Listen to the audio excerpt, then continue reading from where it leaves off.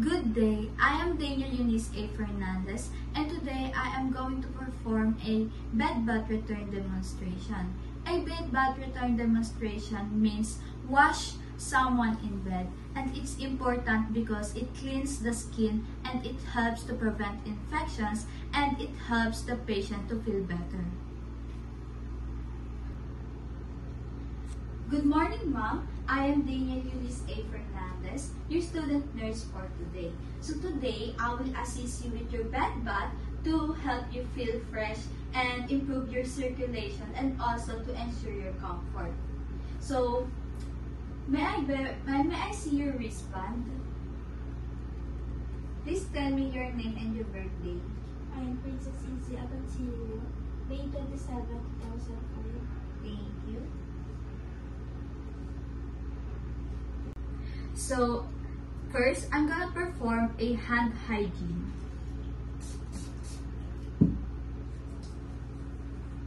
And next, I will wear a sterile gloves to maintain sterility. Now, both of my hand is sterile. So, I'm gonna provide a privacy.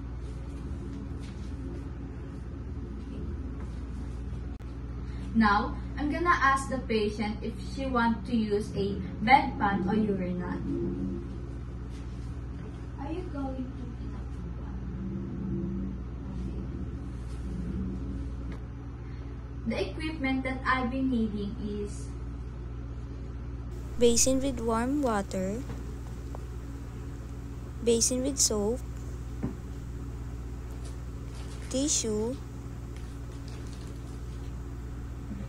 soap, alcohol for hand hygiene, and this is a hamper, and lastly the linens.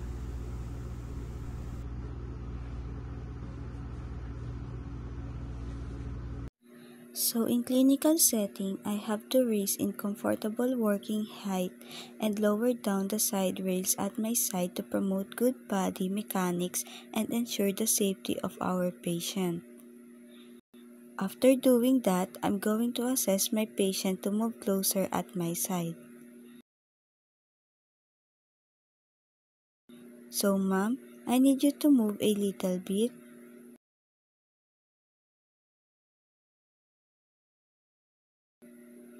So now, I'm going to place a bath blanket over the patient.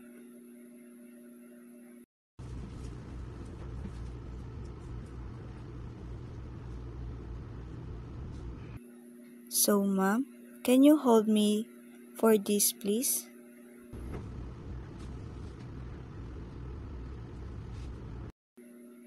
And now, I'm going to remove a soiled top sheet.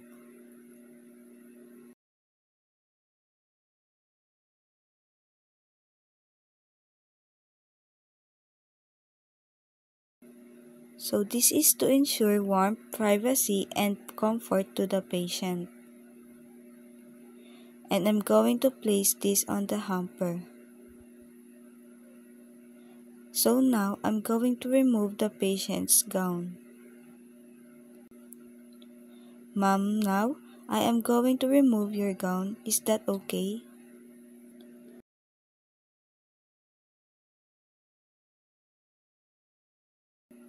So if the patient has an intravenous line, injury, or disease, mobility begin at the unaffected side. Now that I remove the patient gown, I have here a basin with warm water that's about 2/3 full and it is 43 to 46 degrees Celsius. First, I'm going to let my patient check the temperature if it is tolerable for her. So ma'am, I need you to stick your hand into this basin and tell me if it's too hot or too cold for you, okay? Now, I'm going to remove the pillow under the patient's head.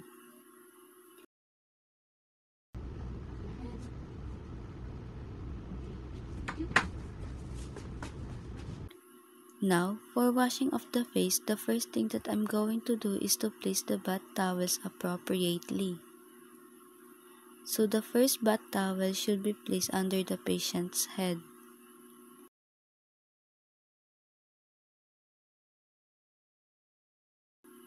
Now for the second bath towel should be placed over the patient's chest.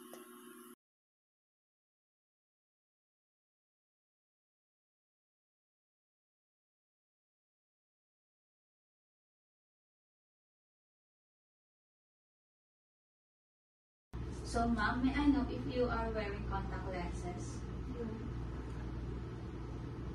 So now, I'm going to wash your eyes first. So for washing the patient's eyes, the first thing we're going to do is to soak the washcloths into the water. So I'm gonna soak it into the water and rinse it through roughly.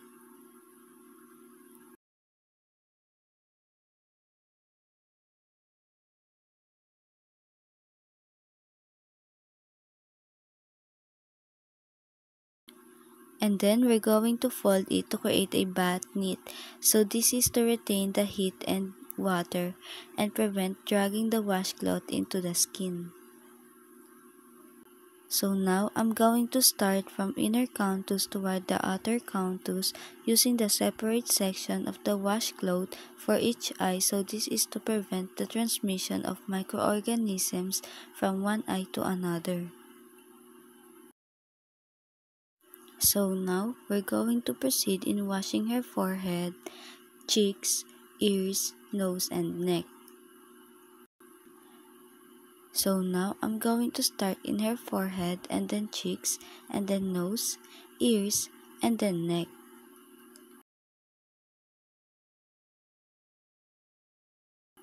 Dry the face.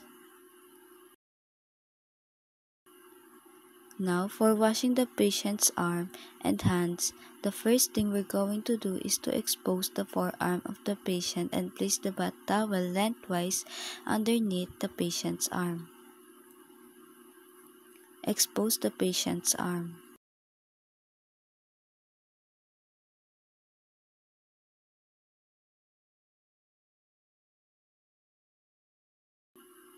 So now, I'm going to start washing the patient's arm first in a distal to proximal manner using a long firm strokes.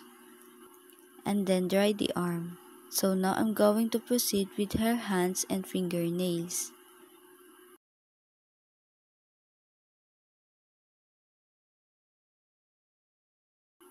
And then dry the arm.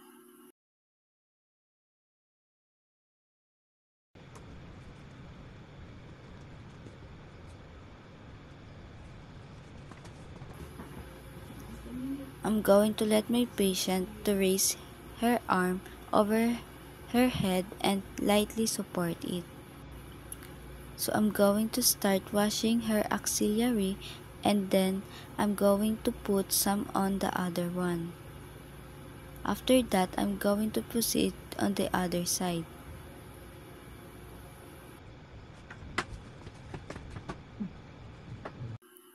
Okay, so I'm going to expose the left arm of my patient and then I'm going to place the towel underneath.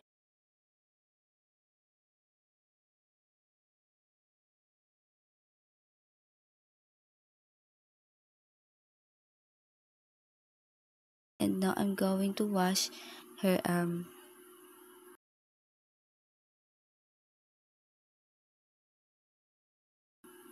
And then I'm going to proceed to her hand and fingernails.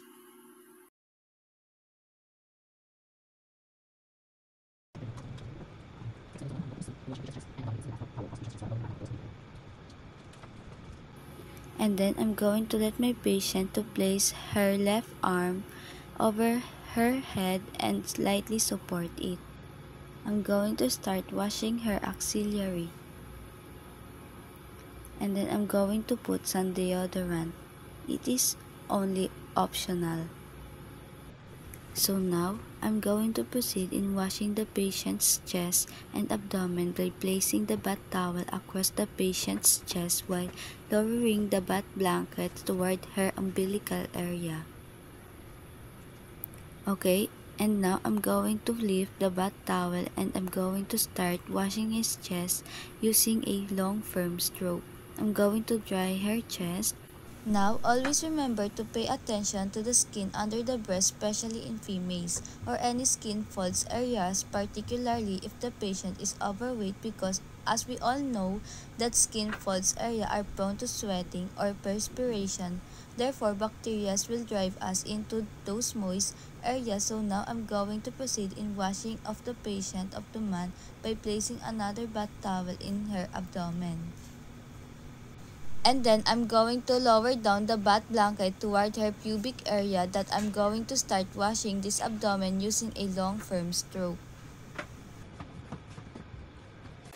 Okay, now I'm done with his chest and abdomen. I'm going to proceed now to her lower extremities.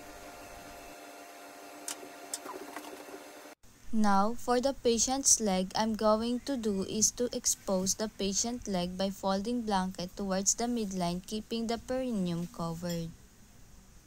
Now, I'm going to place the bath towel lengthwise underneath the patient's legs. Now, I'm going to start washing the patient's leg using a firm long stroke, starting from the ankle towards the knee and then knee towards the leg. So now, I'm going to proceed in washing her foot, toe, and toenails.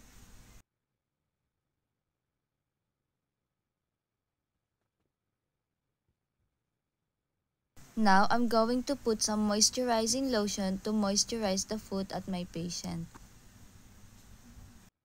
Now that I'm done with my patient's anterior side of the body, I'm now going to discard the washcloth and maintain the patient's privacy. Refill the basin with clean water and change a clean pair of gloves and apply perineal care as necessary. Now, always remember that in soaking the patient's feet for about 10 minutes would help maintain the cleanliness of the feet and toenails, but you must also remember, must avoid soaking the patient's feet with diabetes or impaired sensation, because it may cause harm or injury. Now, I'm done with the patient's right and left legs. So now, I'm going to position the client into a dorsal recumbent position to clean her private part. Now, I will put a pillow in the patient's head.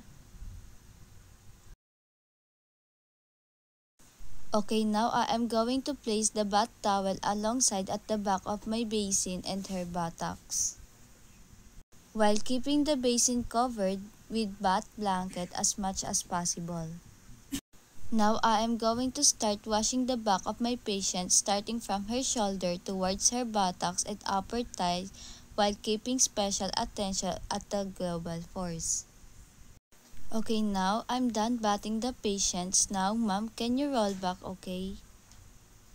Now, I'm going to help my patient wear her new clean gown, and I'm going to check the devices attached to the patient. So, ma'am, this is your new clean gown, and I'm going to help you wear it, okay?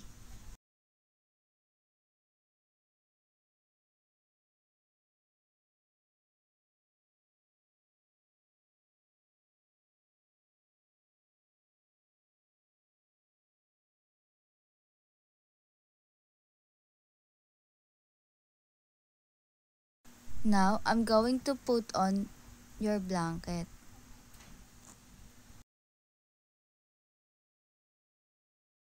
Okay, ma'am, we are now done with your bath. How was your feeling?